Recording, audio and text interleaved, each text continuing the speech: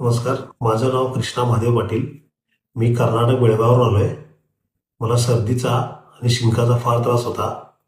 नाकातून पाणी गळायचं, नाक ब्लॉक व्हायचं. सरांचे डॉक्टर भुयार सरांना मी ह्याच्यावरती बघितलं होतं. त्यांच्याकडे आल्यानंतर पहिल्या ह्याच्यामध्येच मला 70% फरक जाणवतोय.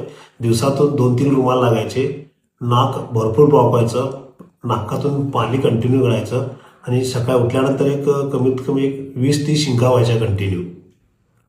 त्याच्यामध्ये आणि आत्तामध्ये कमीत कमी 70% तरी फरक आहे पहिल्या ह्याच्यामध्ये.